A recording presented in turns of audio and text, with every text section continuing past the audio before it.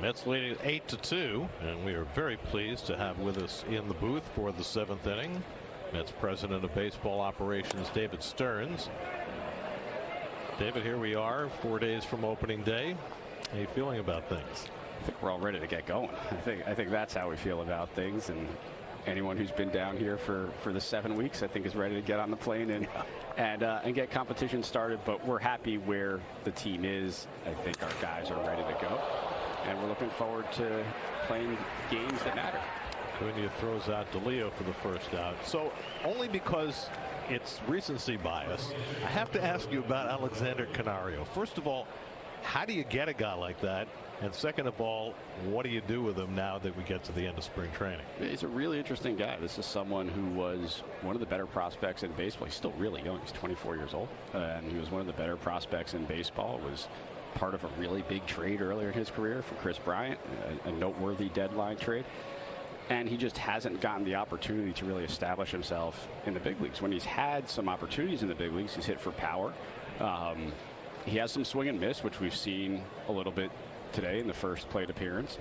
And that's going to be part of his game. But it's big-time power. He's a good athlete. Plays good defense in the corners. Good defense. Acuna with another fine play for the second out. Play with it. I think the Cubs just sort of ran out of opportunity for him, and they made some moves. Obviously, they acquired Kyle Tucker and didn't have the outfield reps for him. So we were fortunate to be able to acquire him at the front end of camp. He's done a nice job for us in camp. He's a great guy, and we'll kind of see how this next week goes. It's really either he makes our club, or we likely have to expose him to waivers and expose him to the other 29 clubs. So we'll see how this week goes, and we'll go from there.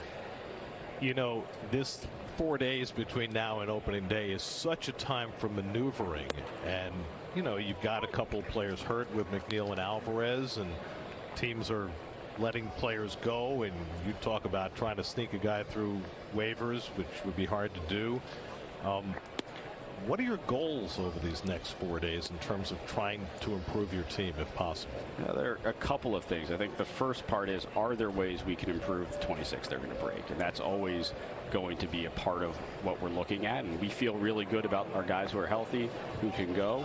But if there are ways, if there are players available that we can bring in, whether it's to backfill some of those injuries that we've had, whether it's to augment a spot where we feel like we're a little bit more shallow than others, we're certainly going to do that.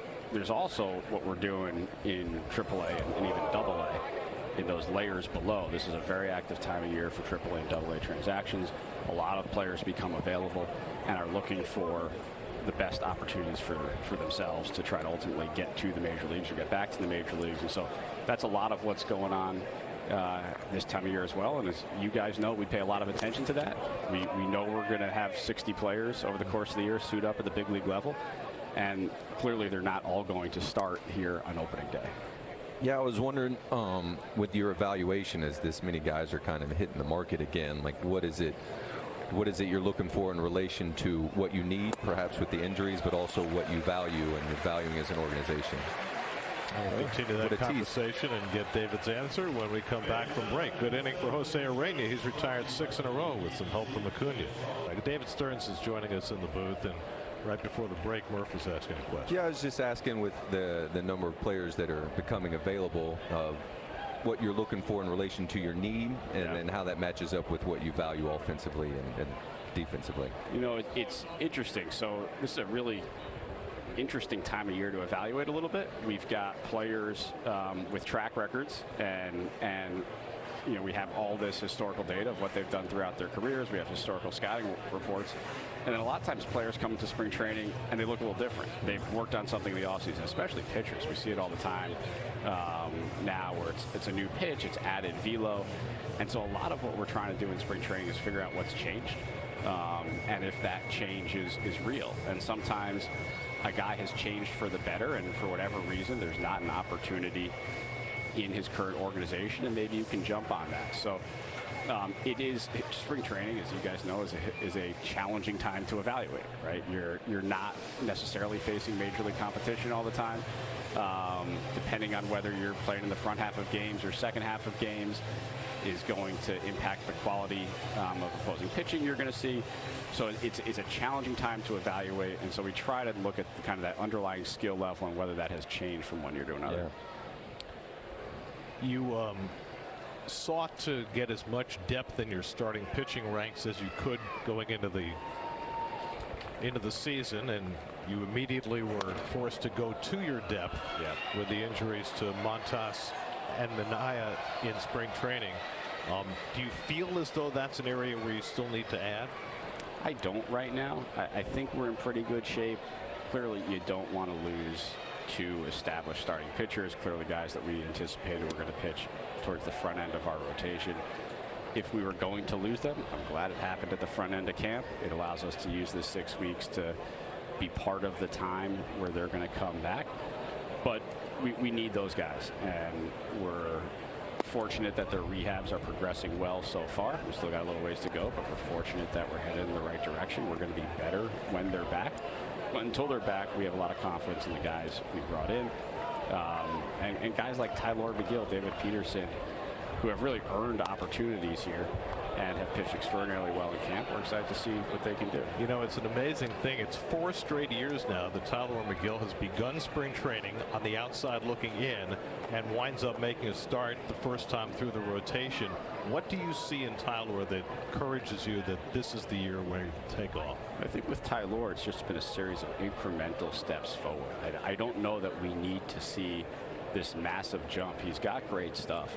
And so it's as much a mentality of let's stay on the attack, let's throw strikes, let's try to get a few more quick outs so we can get a little bit deeper into games, because he's proven that when he can stay in and around the zone, he's a very effective pitcher.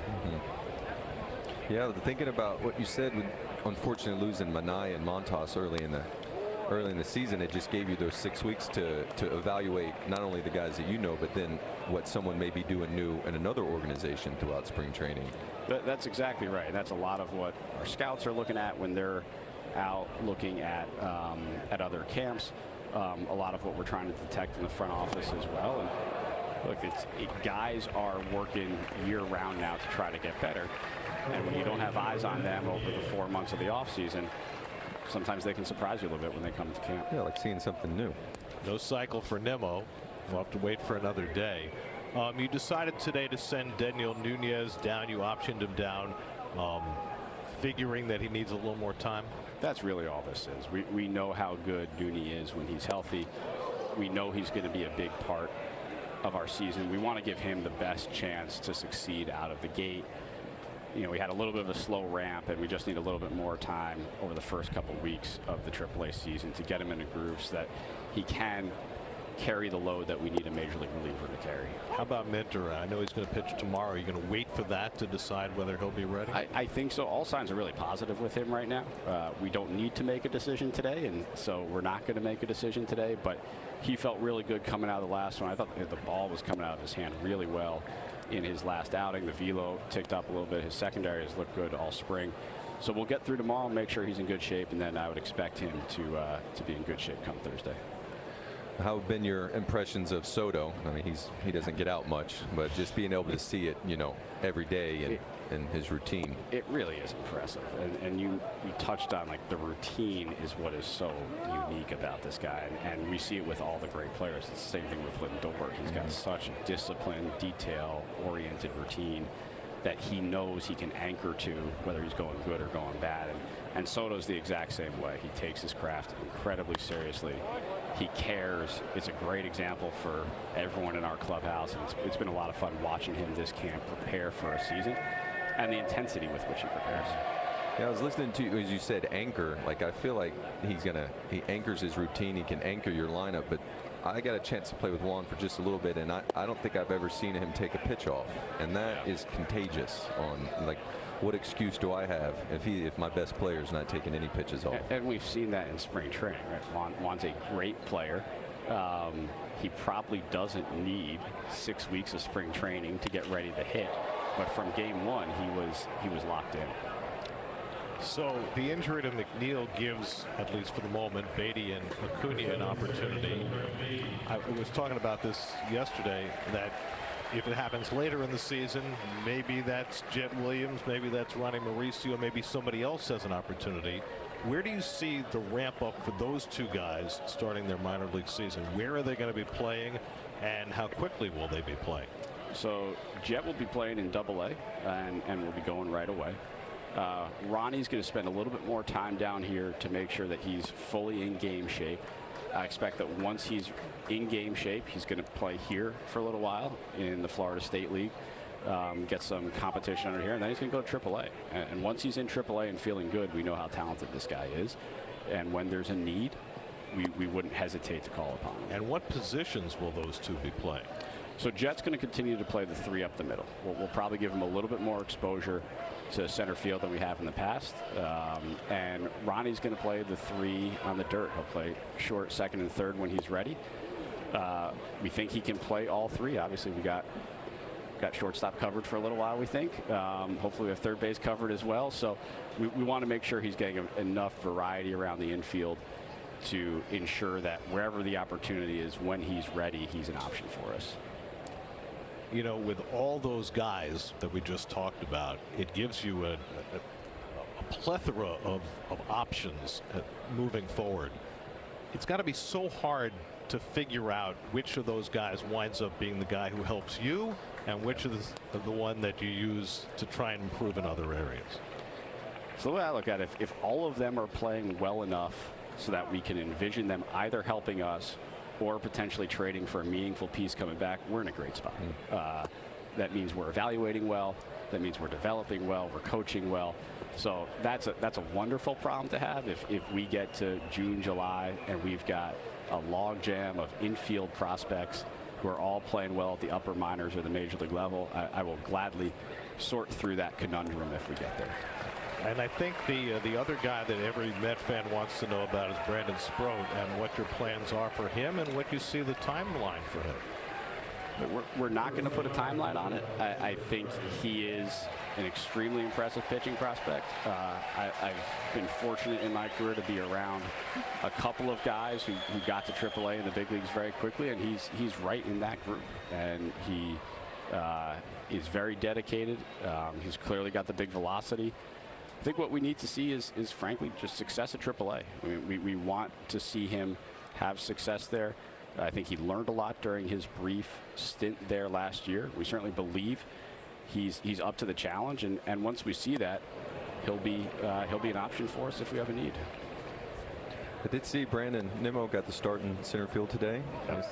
Is a chance that's an option perhaps, and I think it's as much about in-game maneuvers as anything else. I think you could see situations where we got 2 right-handed starting center fielders.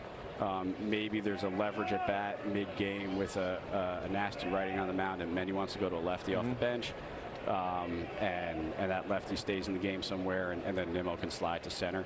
So I think it's as much about making sure that he just has some comfort out there in spring training if there's something that happens in game and Manny wants to slide him over. Yeah, I think Brandon can play all 3. I think he's got a home now and left, but he can certainly play all 3 if we need to. Do you have any updated time frame about Alvarez or McGill? There's really nothing new. I think both are working through their progressions well. I still think Alvy, we're on that 6 to 8 week time frame from the original injury, which probably puts us towards the end of April, early May. Jeff is still feeling a little soreness there, but I think is progressing towards baseball activities, and that one could be as soon as maybe mid-April to second half of April. Which leaves only a short period of time for the young guys to make an impression. Yeah, what I've learned in this thing is a lot can happen in a short period of time, and things can change fast, and I root for health and I root for good performance, and then we'll figure out the rest after that. Alexander Canario continues his terrific day. 2 home runs and now a base hit through the hole. 3 for 4 afternoon for Canario.